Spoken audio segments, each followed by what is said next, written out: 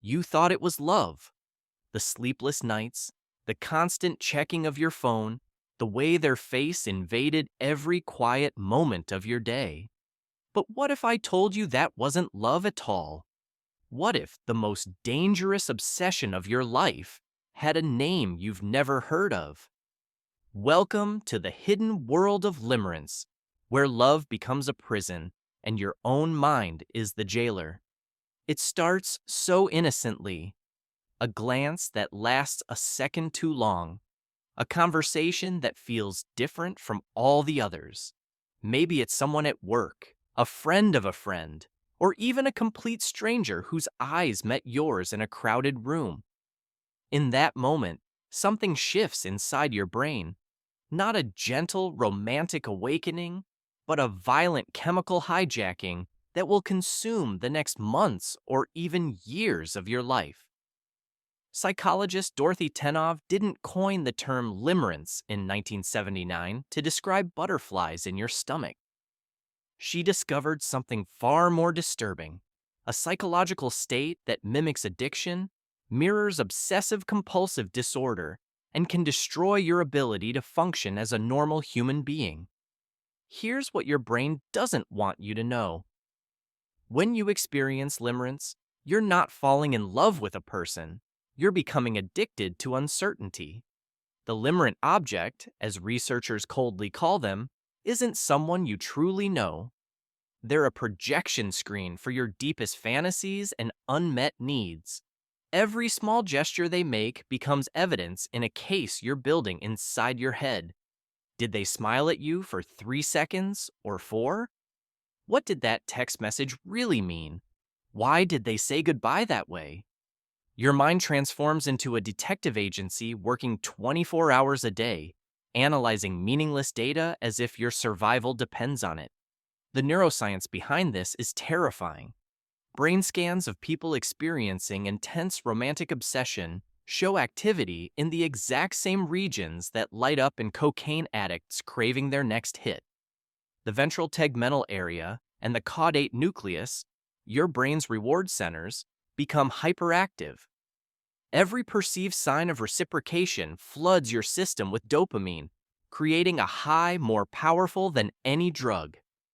But unlike cocaine, your dealer is a human being who probably has no idea they've become the center of your psychological universe. And that uncertainty, that not knowing if they feel the same way, is precisely what keeps the addiction alive. If they clearly rejected you, your brain could move on. If they clearly wanted you, the mystery would end. But limerence thrives in the gray zone, feeding on ambiguity like a parasite feeds on its host.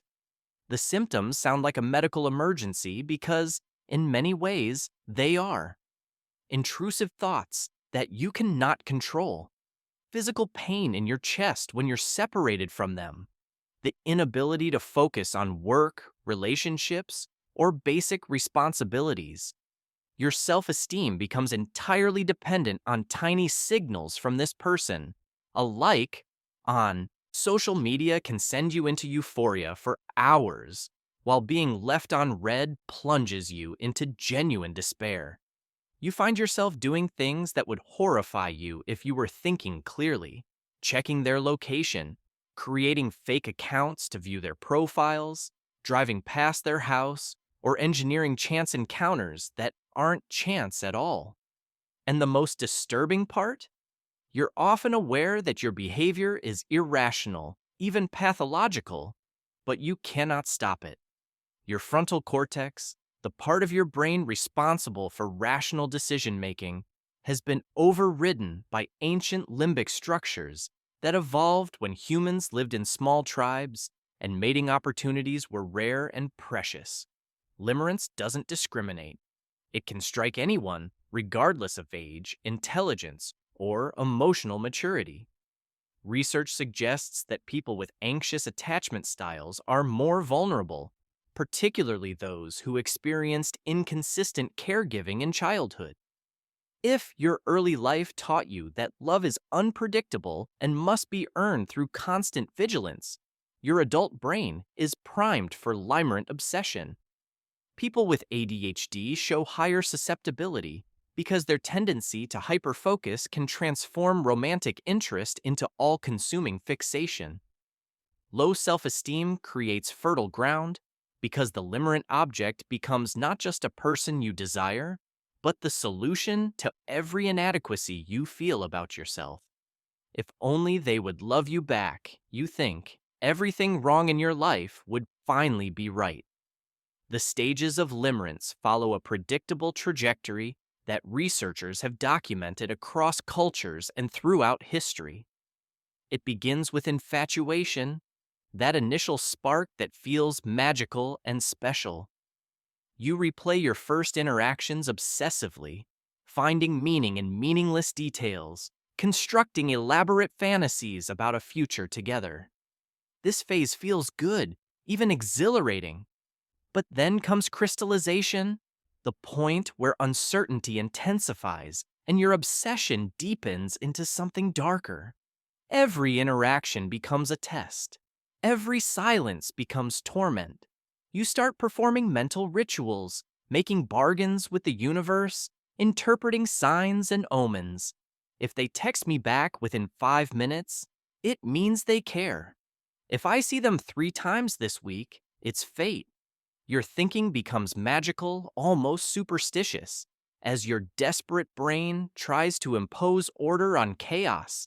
The deterioration phase is where limerence reveals its true destructive power. As months or years pass without resolution, the emotional highs and lows begin to damage you. Depression, anxiety, and even physical illness become common. Some people lose jobs because they cannot concentrate.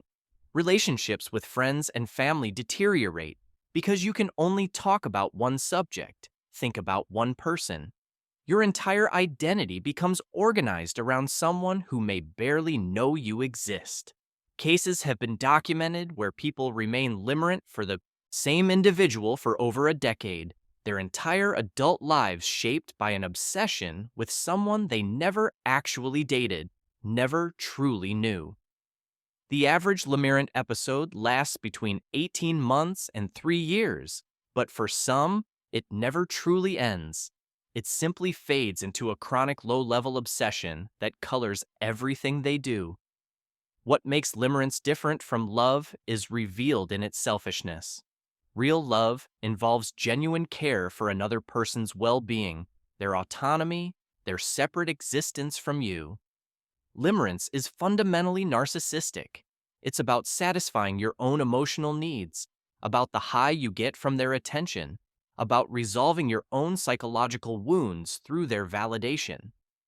When someone experiencing limerence is finally rejected clearly and definitively, a disturbing transformation often occurs. The idealization flips to contempt. The person you thought was perfect becomes, in your mind, the villain who denied you what you deserved. Some limerent individuals become vengeful, even dangerous, because their obsession was never really about the other person at all. It was about their own need for completion, for proof that they were worthy, for the chemical reward their brain had learned to crave.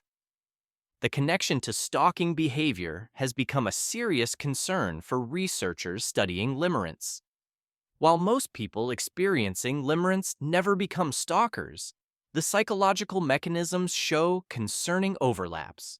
Both involve obsessive thinking, boundary violations, and an inability to accept rejection.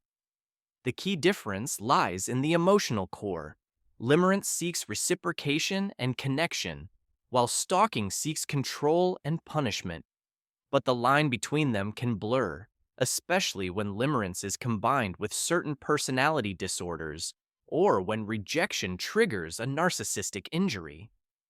The limerent person may genuinely believe that if the object of their obsession just understood how deep their feelings are, everything would change. They may justify intrusive behavior as romantic persistence, confusing limerence with the kind of devoted pursuit that romantic comedies celebrate. But this is where culture has failed us. By teaching that obsessive pursuit is proof of true love, rather than a red flag for psychological disturbance. Breaking free from limerence requires understanding that you're not fighting a person, but a hijacked reward system in your own brain. Treatment approaches borrowed from OCD therapy show promise. Exposure and response prevention teaches you to sit with the obsessive thoughts without engaging in compulsive rituals, to feel the urge to check their social media but not act on it, to notice the intrusive thought but let it pass without analysis. Cognitive behavioral therapy helps you challenge the distorted thinking patterns that fuel limerence, the belief that this one person holds the key to your happiness, the conviction that your feelings are unique and unprecedented, the fantasy that reciprocation would solve all your problems.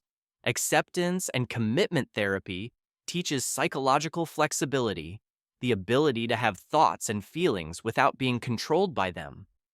But perhaps the most important insight is this: limerence reveals something crucial about human psychology that we desperately need to understand.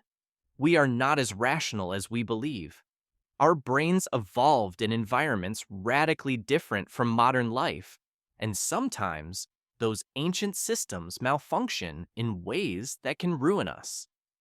Limerence is your Stone Age brain trying to solve a mating problem with mechanisms designed for a world that no longer exists. The intensity of the obsession made evolutionary sense when humans lived in small groups and pair bonding opportunities were rare. But in the modern world, where we encounter hundreds or thousands of potential partners, those same mechanisms can lock on to someone random and refuse to let go, like a computer program stuck in an infinite loop.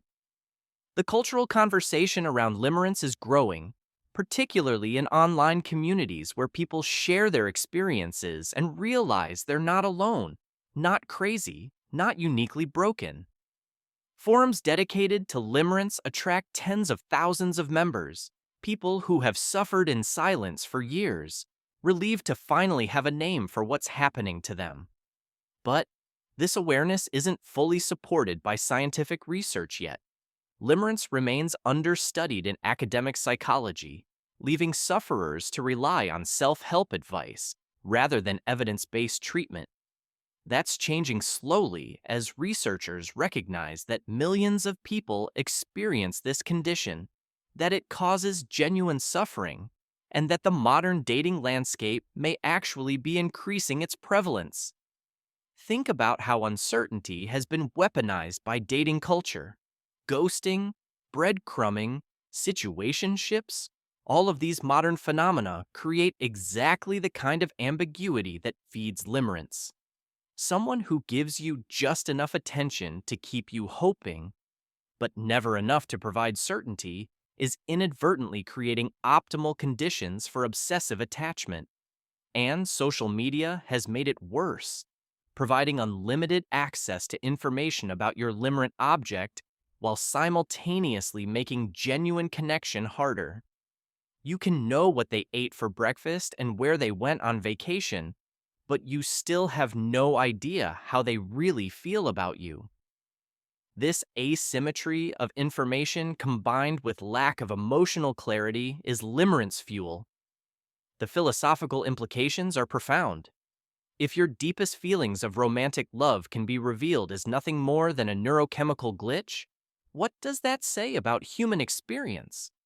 Are we just biological machines following predetermined scripts, or is there something more?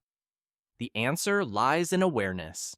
Yes, limerence is mechanical, chemical, predictable, but recognizing it gives you power. You can choose to observe your obsessive thoughts rather than believe them. You can understand that the person you're fixated on is not actually the perfect soulmate your brain has constructed, but a regular human being who's become the target of your psychological need. This doesn't make your suffering less real, but it does make it addressable. Recovery from limerence often comes not from getting what you want, but from radical acceptance of reality. The person you're obsessed with is probably never going to give you what you need, And more importantly, even if they did, it wouldn't fix what's actually broken. Because the brokenness isn't about them. It's about unresolved attachment wounds, unmet emotional needs, and a reward system that learned to associate this particular person with the possibility of finally feeling whole. True healing happens when you begin to meet those needs in healthier ways, through genuine self-esteem, built on real accomplishments, through secure relationships with people who actually choose you back, through purpose and meaning that isn't dependent on another person's validation.